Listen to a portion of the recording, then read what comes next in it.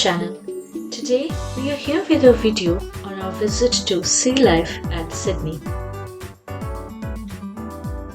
As you can see, we have departed from the Vineyard Station towards Kent Street.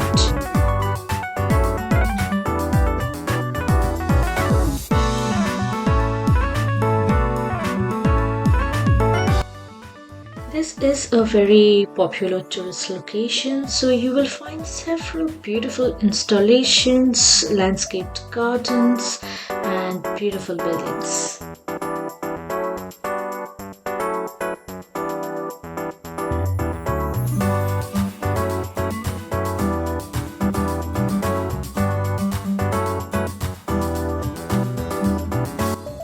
So from the Vineyard Station, we have walked towards Kent Street and reached the Darling Harbour. Now this place is a very popular location spot for the weekends, and as the name suggests, it's a harbour, so it has various private and commercial ships and yachts lying by. And even if you have nothing to do on a day, you can just pop by and have a stroll in this beautiful paved pathway and have a look at those amazing ships and yachts that are docked here.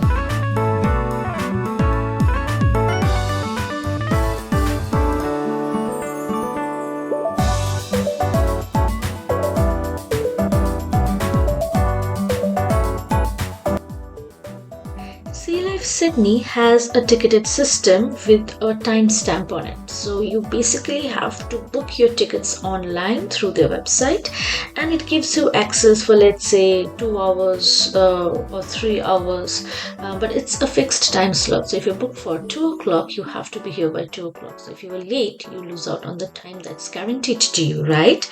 However, by a stroke of luck, we discovered there was another third-party website called Agoda, which not only were the prices much lower, they had flexible time slots. So it didn't matter at what time we arrived, we would still get our guaranteed 2 to 3 hour time slot. And of course, we made advantage of that, because we didn't want to risk it. This was my first time especially here, and I wanted to take my full money's worth. So this is a tip for anyone who's planning to come to Sea Life Sydney. Book your tickets through Agoda, if not through the official website, because here you get the flexible time slot.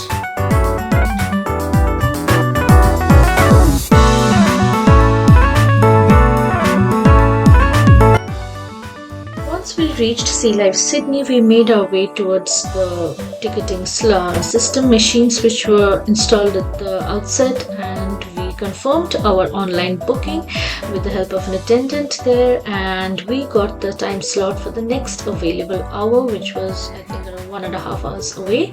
And yeah, so we had a lot of time to kill, so we went and started taking pictures and taking videos of the location.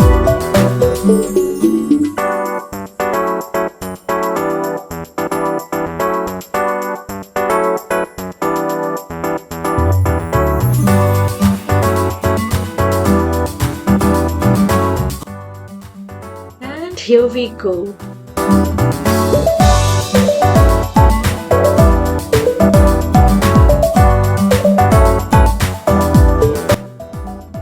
Globally, sea life is home to 5 species of penguin, from the majestic king penguin, which stands nearly a meter tall, to the smallest penguin in the world, the fairy penguin.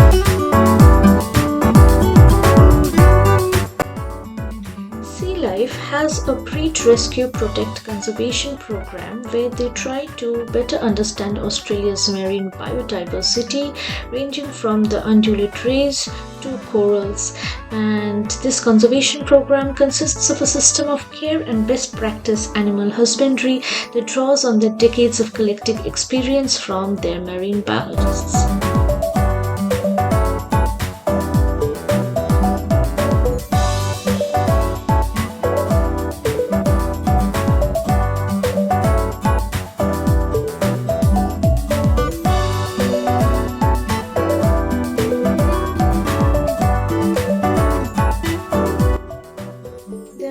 over 1,000 spectacular underwater creatures, and both of us were just mesmerized by the underwater exhibit.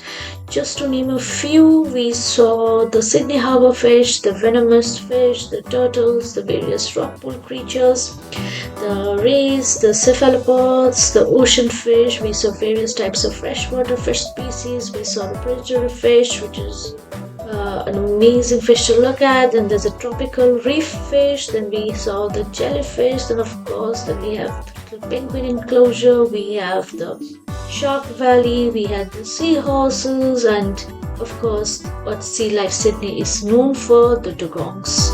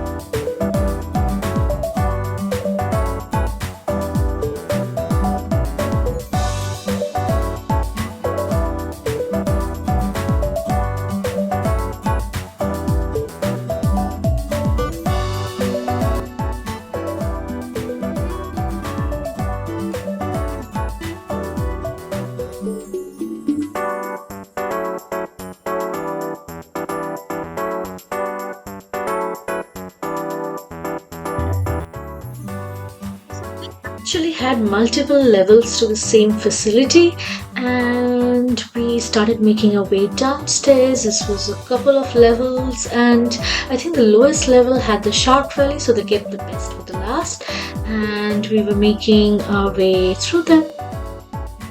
Sea Life Sydney had a lot of stingrays, like they had the ocellated eagle ray, which can be found worldwide but mostly in tropical and occasionally subtropical waters. Then they had the smooth stingray, they have a much shorter tail, and then they have the giant shovel nose ray, and its most distinct feature is its triangular shaped snout.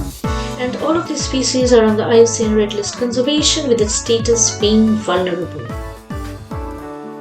Here are some fun facts about stingrays. They have no bones. The skeletons are made of flexible cartilage, something that we have in our ears. And they are electric. So if they ever feel threatened, they protect themselves by producing a strong electric current. And most importantly, they have a lot of teeth. So their jaw teeth allow them to crush the mollusks such as clams, oysters, and mussels.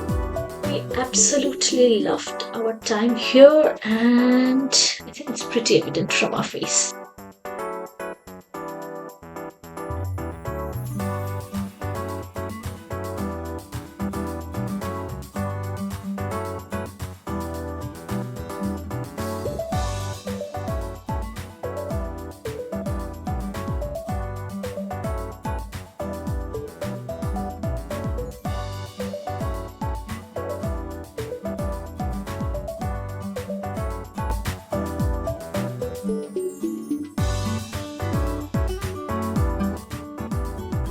So what you see on your screen now is dugong. Now dugongs are a beautiful marine animal, and legend has it that they were mistaken for mermaids by the early European sailors who arrived on the Australia's waters.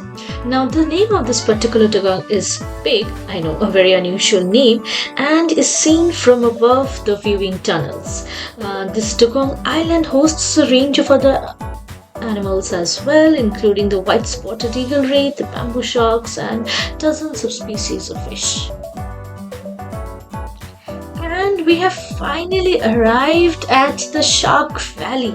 Here at Sealife Sydney, they have over 14 different species of sharks, including the giant grey nurse shark and the local Port Jackson sharks.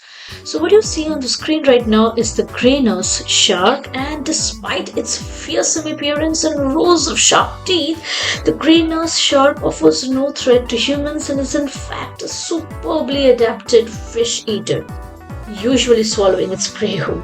During the 1960s and 70s, the population declined sharply and they became the first shark species in the world to be awarded the protected status.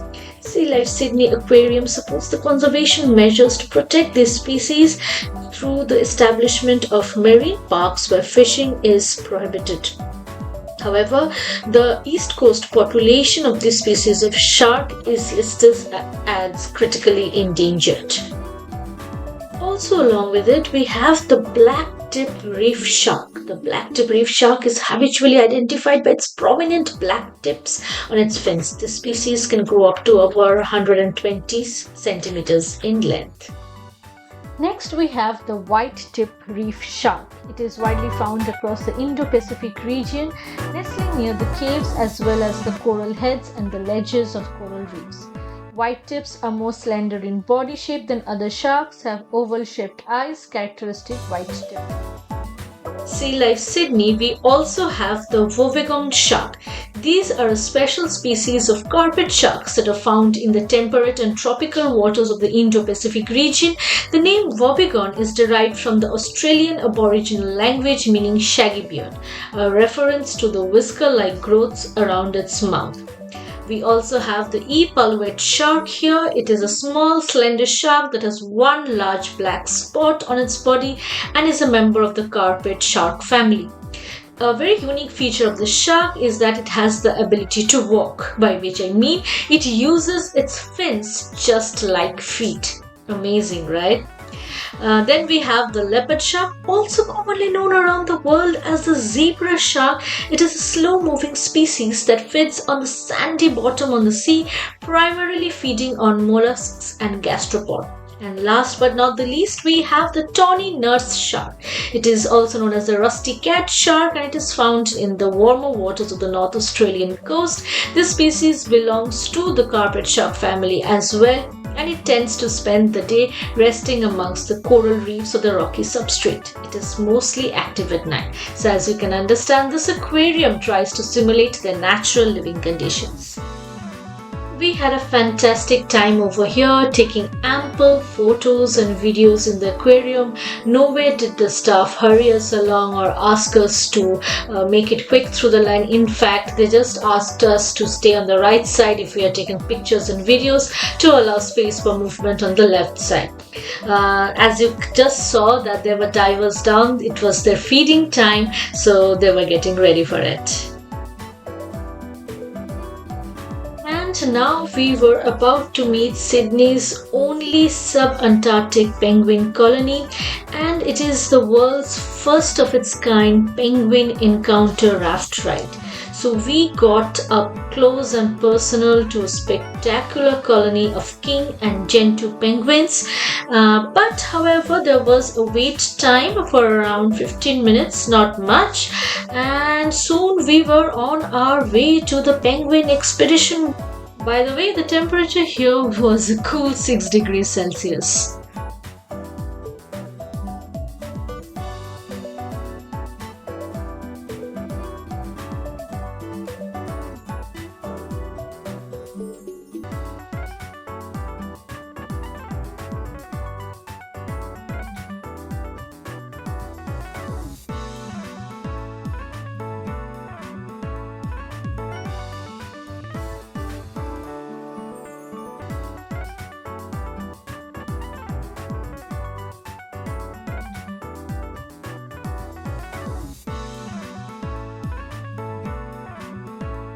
This entire trip was for around 3 minutes approximately, and we did feel that it ended as soon as it started because we loved it so much.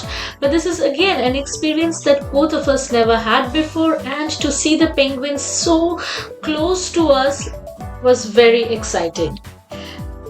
We later found out that this penguin expedition is inspired by the nearby Macquarie Island, which is a UNESCO World Heritage Site that lies halfway between New Zealand and Antarctica.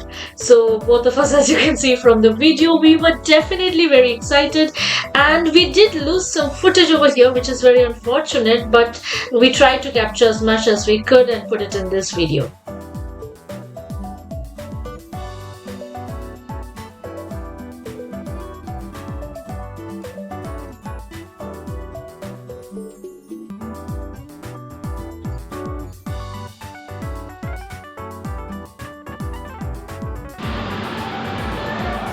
Looks like we've got some fun everyone ahead. Not worry, when you need to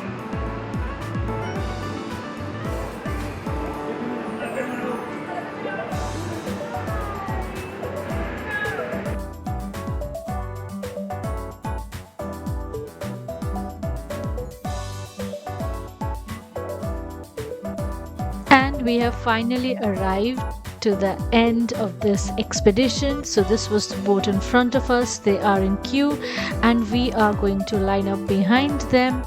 And yeah, so it saddened us that this unique boat journey to Macquarie Island has ended so quickly. We wish it was a bit longer.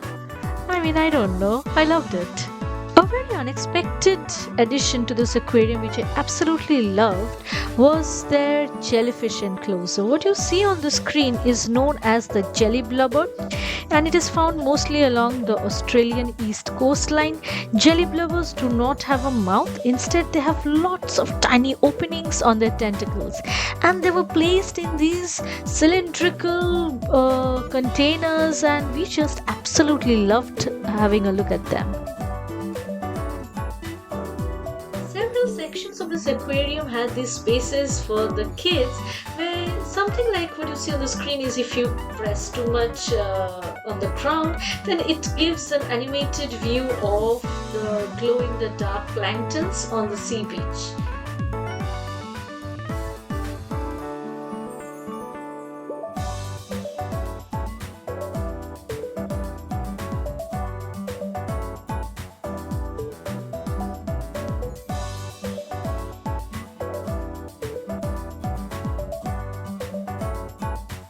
We are now at a place which is named the South Coast Shipwreck.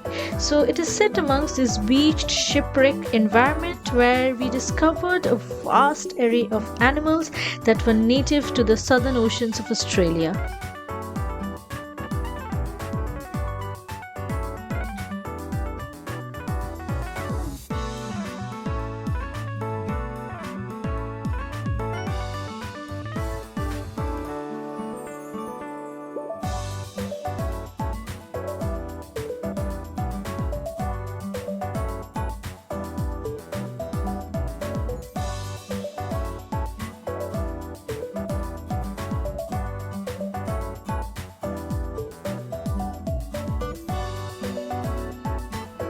Here in this viewing deck, it had a 180-degree view. We literally could see the sharks swimming freely above our heads. As I said, this experience was not just visiting an aquarium, it was a different experience. It was like walking through the ocean. This was an amazing opportunity for someone like me who has never visited an aquarium like this to see the world's marine animals in their natural habitat as close as possible to it. I have never dived. I really want to do that in the future someday. I have loved snorkeling, but this experience, this was the first time that I saw marine animals up close swimming so freely, and I was truly in my element and I loved every moment of it. My husband has always preferred the mountains over the oceans, but When I saw him here, he was truly having the moment of his life, but he also mentioned that sea life at Melbourne is much more majestic than this. So, then, of course, that is one of our next places that we plan to visit sometime in the distant future. But for now, well, I was very happy to be here. Like, you can literally see it on my face. I was so happy, I was peaceful, I was tranquil.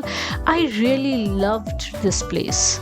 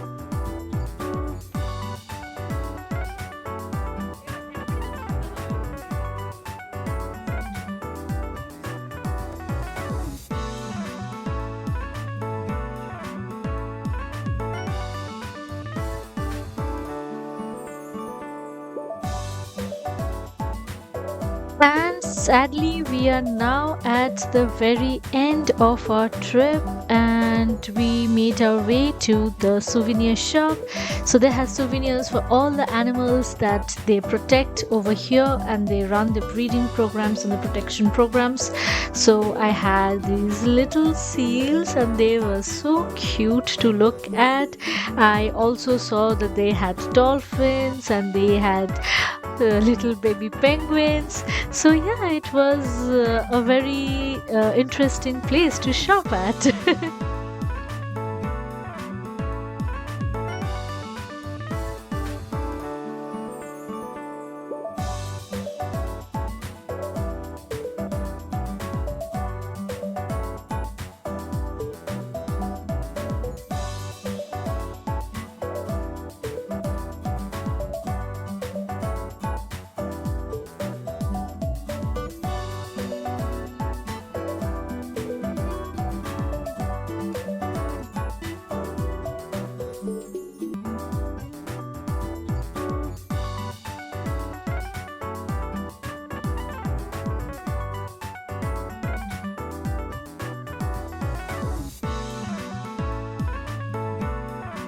So, at the very beginning, they took some pictures of us and they gave us this paper with a QR code.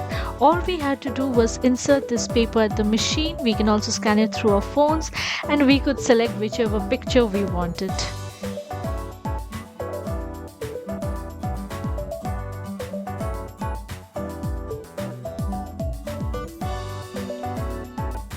And that is a wrap for our trip to Sea Life Sydney. Hope you enjoyed this video and see you again hopefully soon. Thank you. Bye bye.